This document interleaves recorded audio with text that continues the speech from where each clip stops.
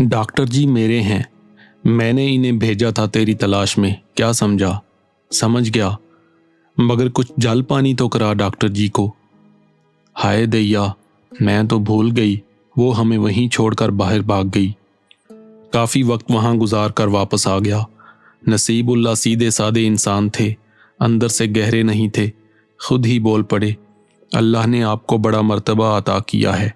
एक दिन दुल्हा बाबा के मज़ार पर फातिहा पढ़ने गया था।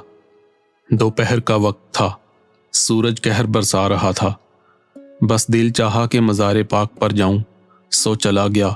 बड़ी ठंडी जगह थी, दरख्तों के नीचे बैठकर फातिहा खानी की, फिर ठंडक में लेट गया।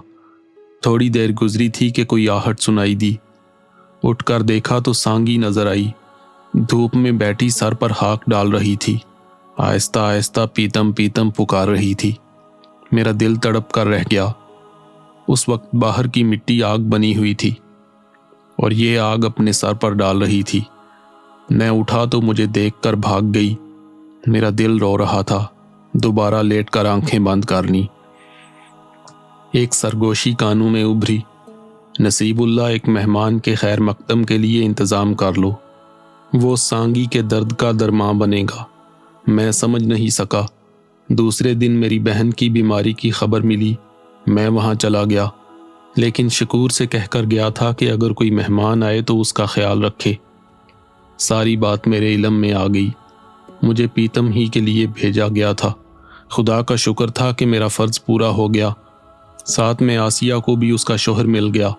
मुखिया सिंह का जिक्र निकला तो नसीबुल्लाह ने बताया, राजोड़े ख़त्म हो गए, रियासतें हुकूमत में जम हो गईं, लेकिन राजाओं की शान ख़त्म नहीं हो सकी।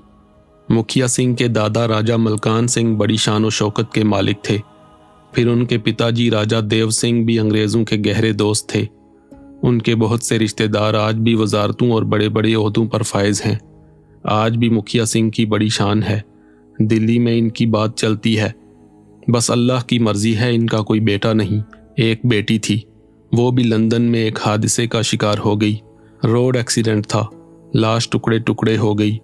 वहीं लंदन में क्रियाक्रम कर दिया गया। अफसोस। बहुत अच्छे इंसान हैं, ज़रा भी तअस्सुब नहीं, हर एक का एहसास करते हैं।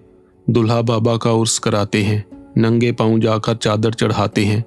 मजाल है कि कोई किसी को नुकसान पहुंचा दे हिस्सेपुर में। बड़ी बात है। दिन गुजर गया। बहुत से ख्यालात दामनगीर थे। अब क्या करूं, कहाँ जाऊं? वहां से भी नापसंदीदगी की सनद मिल गई थी। घर वापस जाने को दिल नहीं चाहता था। कोई खौफ दिल में नहीं था, एक शिकायत सी थी। मैंने कभी ज़ाती फ़ायदा हासिल करने की कोशिश नहीं की। जो अता की गई उसके लिए मिली हर हिदायत पर अमल किया। किसी गलती पर सजनश काफ़ी थी। बस रात को तबीयत पर इस कदर वहशत सवार हुई कि अपनी आरामगाह से बाहर निकल आया। हर तरफ खामोशी का राज था। कहीं दूर से कुत्ते भौंकने की आवाज़ें आ रही थीं। दिल ने एकदम कहा कि दुल्हा बाबा के मज़ार पर जाया जाए, सुकून की वही जगह है। अब वहाँ के रास्ते अजनबी नहीं थे। चुनाचे मैं मज़ार पर पहुँच गया। वहाँ पहुँचकर बैठने का इरादा कर रहा था कि कुछ हल्की हल्की आवाज़ें सुनाई दीं। कोई रो रहा था, मर्दाना आवाज़ थी। एकदम छुपने की जगह तलाश की और मज़ार के अंदर आने वाली आवाज़ें सुनने की कोशिश करने लगा। कुछ अल्फाज कानों में पड़े, और कहाँ जाऊँ प्रभु, बताओ कहाँ जाऊँ? संतान की गर्दन भी तो नहीं दबाई जा सकती। एक ही फूल खिलाया था मेरे बाग में, वो भी सूख गया। किसके दर पर जाऊँ, क्या करूँ? बड़ी दर्द भरी आवाज़ थी। दिल लर्ज गया। फिर कुछ आहटें उभरी। कोई मज़ार के अंदर से बाहर आ गया। एक लम्हे में पहचान गया, मुखिया सिंह था। हैरत से खो गया। नसीबुल्लाह की बातें याद आ गईं। एक ही बेटी थी मुखिया सिंह की जो हादसे में मर गई। उसका गम भी हो सकता था, लेकिन वो अल्फाज, संतान की गर्दन भी तो नहीं दबाई जा सकती, इनका मतलब क्या है? देव हैकल मुखिया सिंह सुस्त कदमों से चलता मज़ार के अहाते से बाहर निकल गया। मैं कई घंटे वहां गुजारने के बाद वापस आरामगाह पर आ गया। मेरे ख्याल में नसीबुल्लाह को मेरे आने और जाने का पता नहीं चल सका था। दूसरे दिन नाश्ते के बाद मैंने नसीबुल्लाह से कहा, क्या मुझे मुखिया सिंह के यहाँ जाना चाहिए? हाँ ज़रूर, आपने वादा कर लिया है, आप भी चलेंगे अगर तुम मुनासिब समझो तो। انہوں نے آپ کو دعوت دی ہے؟ ہاں۔ تب پھر کیا تعرض؟ نہیں، کچھ نہیں۔ ناشتہ، کھانا، بہت سی الجھنیں، لیکن اندر کی آواز سب کچھ من جانب اللہ ہے۔ وقت ہی تقدیر ہے۔ نصیب اللہ ایک سیدھے سچے مسلمان تھے، سادگی سے زندگی گزارتے تھے، مسجد کے پیش امام تھے، قطعی غیر متنازع شخصیت، سب کی عزت کرتے تھے۔ جو کچھ مجھے وہ مکھیا سنگھ کے بارے میں بتا چکے تھے، اس سے زیادہ شاید خود بھی نہ جانتے ہوں۔ مکھیا سنگھ کو میں نے رات جس عالم میں دیکھا تھا وہ کچھ اور ہی کہانی سنا رہا تھا۔ اس کے الفاظ بڑے درد انگیز لیکن معنی خیز تھے۔ کیا حصے پور میں میری مزید ضرورت ہے؟ کیا مجھے دوبارہ یہاں بھیجا گیا ہے؟ بابا پردہ پوش نے جو آگ ہی مجھے دی تھی اس سے کام لے کر میں مکھیا سنگھ کے اندر جھانک سکتا تھا، لیکن میرے مرشد کریم نے جو ہدایت کی تھی اس سے منحرف نہیں ہو سکتا تھا، بلکہ قربان جاؤں شان بزرگی کے کہ ہر اکتا خود بخود منکشف ہوتا جا رہا تھا۔ آج تک ایسا ہی ہوا تھا، گزری رات کو بھی ایسا ہی ہوا تھا۔ کہاں مکھیا سنگھ ایک سکھ راجہ خاندان سے اور کہاں دلہا بابا سے عقیدت۔ نہ جانے کس خیال کے تحت میں نے نصیب اللہ سے پوچھا، مکھیا سنگھ کے ہاں کوئی اور اولاد نہیں ہے؟ نہیں۔ ان کی دھرم پتنی زندہ ہے؟ ہاں، وہ بھی بڑے خاندان کی ہے۔ بلند شہر کے راؤ گووند لال، ان کے تیل بنانے کے کارخانے ہیں، پورے ہندوستان میں انہی کا تیل فروخت ہوتا ہے۔ ارب پتی ہیں۔ ویسے مکھیا سنگھ کی عمر زیادہ نہیں ہے، ان کے پتا کی موت بھی کوئی 10 سال پہلے ہوئی تھی۔ بیٹی کا حادثہ کب ہوا؟ کوئی 2.5 سال پہلے۔ لندن میں پڑھنے گئی تھی؟ نہیں، گھومنے پھرنے گئے تھے۔ اچھا، میں نے کہا اور پھر خاموش ہو گیا۔ شام کو کوئی 7:30 بجے خوبصورت بگی آ گئی۔ کوچوان کے علاوہ ایک اور نوکر بھی تھا جو ہمیں لینے آیا تھا۔ نصیب اللہ اور میں تیار تھے، بگی میں سوار ہو کر چل پڑے۔ راستے میں جدھر سے بھی گزرے لوگ جھک جھک کر سلام کرتے رہے۔ مکھیا سنگھ کی حویلی سے تھوڑے فاصلے پر سانگی کا گھر تھا۔ بگی وہاں سے گزری تو میرے دل کو جھٹکا سا لگا۔ دروازے پر امرتا کھڑی تھی۔ بگی کو دیکھ کر پاگلوں کی طرح اس کی طرف دوڑی، زور زور سے چیخ کر کہنے لگی، ماما رک جا، ماما رک جا، بس 1 منٹ۔ کوچوان نے بگی آہستہ کر دی، لیکن سہمی ہوئی نظروں سے میری طرف دیکھا تو میں نے کہا، روکو بگی۔ اتنی دیر میں امرتا بگی کے قریب پہنچ گئی۔ بس 1 منٹ ماما جی، بس 1 منٹ۔ پھر اس نے نصیب اللہ کے پیروں کو ہاتھ لگائے اور میری طرف دیکھ کر بولی، کتنا انتظار کیا، کتنا انتظار کیا تمہارا، کیوں نہیں آئے ہمارے پاس؟ پیتم بھیا نے بتایا ہے کہ آپ بہت بڑے آدمی ہو، ہمارے پاس نہیں آؤ گے۔ میں نے کہا، میرے بابو جی کتنے ہی بڑے ہوں، وہ میرے ہیں، کسی کام میں لگے ہوں گے، فرصت ہوگی تو آئیں گے۔ آپ آتے نا بابو جی؟ ہاں امرتا، ضرور آتا، میرے منہ سے بے اختیار نکلا۔ وہ خوش ہو گئی۔ دیکھا ماما جی، تم ایسے ہی ڈر رہے تھے۔ یہ میرے ماما ہیں بابو جی، نمبردار کی بگی چلاتے ہیں۔ انہوں نے مجھے بتایا ہے کہ بابو جی آج نمبردار جی کے گھر مہمان جا رہے ہیں۔ میں نے ماما سے کہا کہ ذرا بگی روک لینا، میں اپنے بابو جی کو دیکھ لوں گی۔ تم نے برا تو نہیں؟ میں نے مشکل سے کہا۔ سانگی کے گھر آؤ گے نا؟ ہاں ضرور آؤں گا۔ اب جاؤں؟ کوچوان نے ناگواری سے کہا۔ ہاں جاؤ۔ ست سری کال بابو جی اور ست سری کال بابا جی، وہ شرارت سے ہنس کر بولی اور کوچوان نے بگی آگے بڑھا دی۔ اس کا چہرہ دھواں دھواں ہو رہا تھا۔ نصیب اللہ اس دوران بالکل خاموش رہے تھے۔ بعد میں انہوں نے کچھ نہیں کہا۔ کچھ دیر کے بعد ہم مکھیا سنگھ کی حویلی پہنچ گئے۔ اس نے حویلی کی عظیم الشان پھاٹک پر ہمارا استقبال کیا۔ اس کی بیوی اور چند دوسرے لوگ بھی موجود تھے۔ شان و شوکت اور حویلی کی قدیم اور جدید بناوٹ سے ہی پتہ چل رہا تھا کہ کسی راجہ کا محل ہے۔ مکھیا سنگھ بڑی اپنائیت سے ملا تھا۔ پھر وہ ہمیں اندر لے گیا۔ عالی شان نشست گاہ تھی۔ مکھیا سنگھ نے خاطر مدارت کی انتہا کر دی۔ دین دھرم کا احترام منش کا پہلا فرض ہے۔ میں جانتا ہوں ڈاکٹر جی کہ آپ مجھے اپنے گھر بلاتے تو آپ بھی میرا اتنا ہی خیال رکھتے۔ طویل و عریض میز پر 2 پورشن کر دیے گئے تھے۔ ایک نمایاں فاصلے پر ویجیٹیرین ڈشز لگائی گئی تھیں۔ دوسرے پورشن میں ہر طرح کے گوشت کی ڈشیں تھیں، جن میں تیتر، بٹیر، ہرن، مچھلی، بکرے اور گوشت کے سالن تھے۔ دوسرے پورشن میں 9 افراد تھے، جن میں 4 خواتین اور باقی مرد تھے۔ کھانے سے فراغت کے بعد کافی وغیرہ کا دور چلا۔ نصیب اللہ نے ہنس کر کہا، آج جو اہتمام کیا مکھیا جی، وہ ایک راجا کے شایان شان تھا، لیکن خدا کی قسم اگر ہمارے لیے دال روٹی ہی بن جاتی سو کافی تھی۔ مکھیا سنگھ نے کوئی جواب نہیں دیا۔ بہت وقت گزر جانے کے بعد ہم نے واپسی کی اجازت مانگی تو مکھیا سنگھ نے کہا، آپ کے بارے میں ایس پی دھونی لال سے بہت کچھ معلوم ہو چکا ہے ڈاکٹر صاحب۔ معاملہ جو بھی ہے آپ کے اور حکومت کے بیچ ہے۔ ہم معمولی سے لوگ ہیں، حکومت نے ہم سے ریاستیں چھینی ہیں، لیکن ہم اپنے رسم و رواج اور اپنی روایتیں اسے نہیں دے سکتے۔ حصے پور میں مہمان کی حیثیت سے کوئی بھی آ جائے ہماری آبرو ہوتا ہے، اور آبرو کے لیے جان کی قربانی ہماری تاریخ ہے۔ آپ کافی دن ہمارے مہمان رہیں گے اور یہاں سے نہیں جائیں گے۔ حصے پور کا ہر گھر آپ کا میزبان ہے۔ جب تک آپ یہاں ہیں پولیس کے کسی فرد کو حصے پور کی سرحد میں داخلے کی اجازت نہیں۔ میرے مسلح نوجوان ادھر آنے والے راستوں پر چوکس ہیں۔ میں دھنگ رہ گیا۔ مکھیا سنگھ نے مزید کہا، اس کے علاوہ مجھے آپ سے کچھ ذاتی کام بھی ہے۔ حکم دیں نمبردار صاحب۔ ابھی نہیں، میں مسجد پر حاضری دوں گا۔ پھر ہم بگیا میں آ بیٹھے۔ اس دعوت اور اس ماحول کا میرے ذہن پر بہت اثر ہوا تھا، لیکن اس وقت تو میں بالکل ہی ڈوب گیا جب بگی سانگی کے گھر کے قریب پہنچی اور امرتا اس کے راستے پر آ کھڑی ہوئی۔ چوری چوری نکل رہے تھے ماما جی، مگر میں بھی بڑی سیانی ہوں۔ تو یہاں کیوں مر رہی ہے؟ کوچوان نے غصے سے کہا۔ وہ بدستور شوہی سے ہنس پڑی اور بولی، لے میں گئی کب ہوں یہاں سے؟ کیا؟ کوچوان حیرت سے بولا۔ تو اور کیا، مجھے پتا تھا کہ گزرو گے تو ادھر سے ہی۔ ایک بار اور دیکھ لوں گی اپنے بابو جی کو، وہ بولی، اور کوچوان نے غصے سے بگی آگے بڑھا دی۔ امرتا زد میں آتے آتے بچی۔ اس کا غصہ بھی بجا تھا۔ امرتا اس کی بھانجی تھی۔ امرتا زور سے چیخی، ستیہ ناس جائے تیرا ماما کے بچے، کیڑے پڑیں تجھے، مجھے مارنے چلا تھا، گھوڑے مار جائیں تیرے، تجھے میں اور کیا کہوں؟ اس کی آواز دور تک سنائی دیتی رہی۔ نصیب اللہ بھی خاموش رہے۔ مسجد کے قریب بگی سے اترتے ہوئے میں نے کوچوان سے کہا، سنو کیا نام ہے تمہارا؟ یادو سنگھ مہاراج۔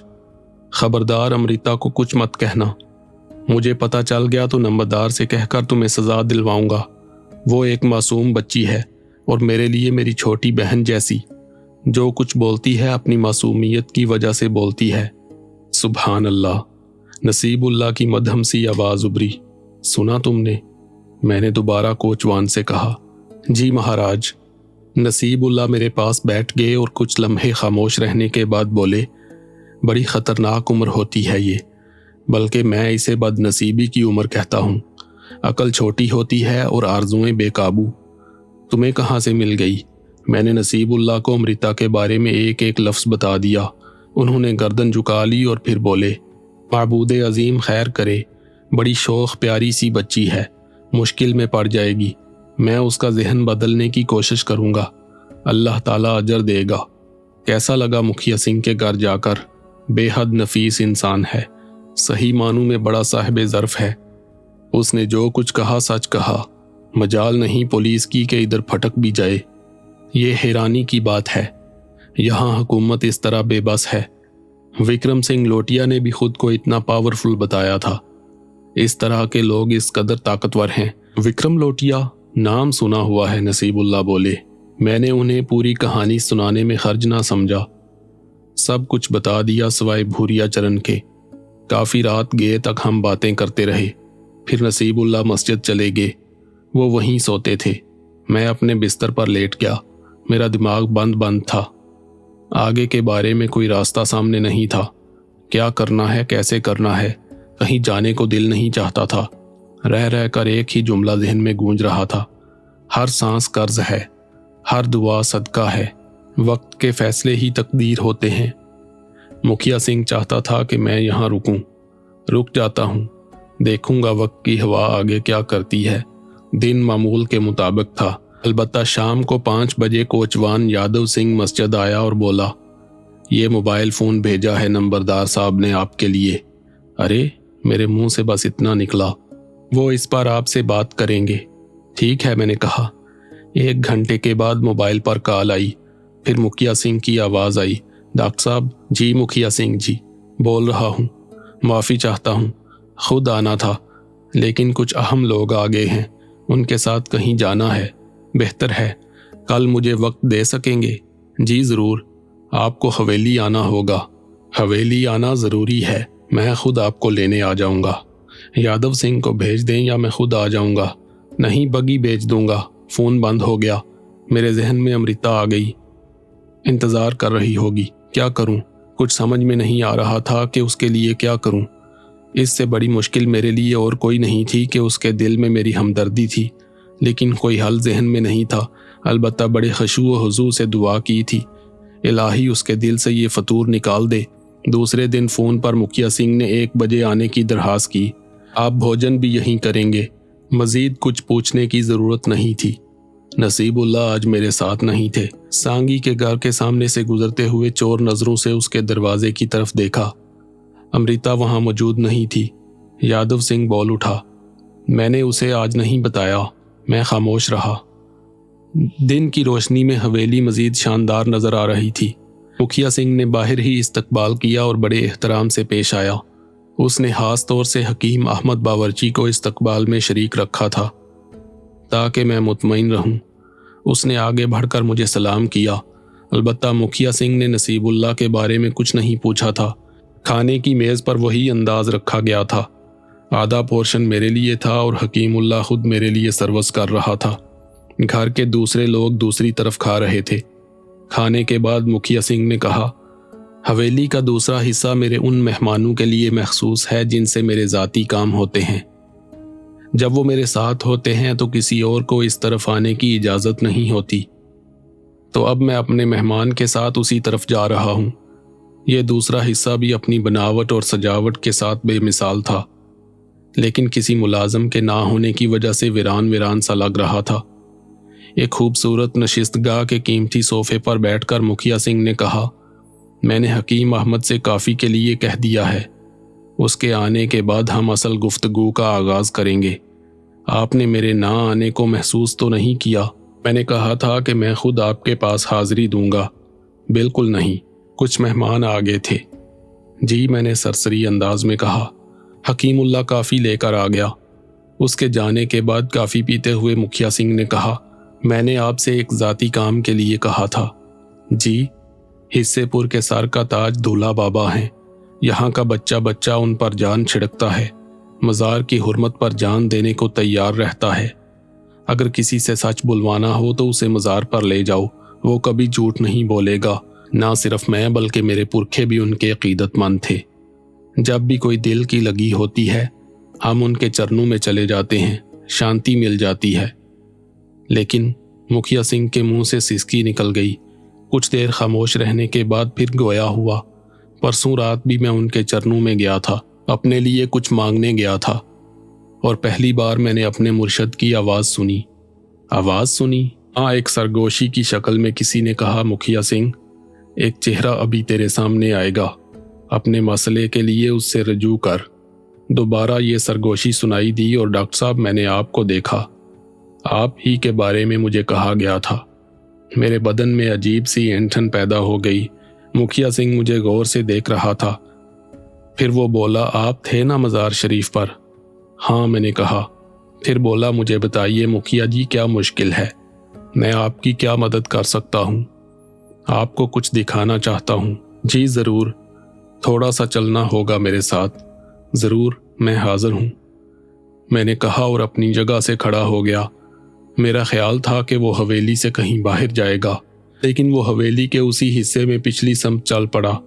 फिर एक बड़े हाल नुमा कमरे में दाखिल होकर उसने एक बड़े चौबी दरवाजे का ताला खोला और मुझे अंदर आने का इशारा किया।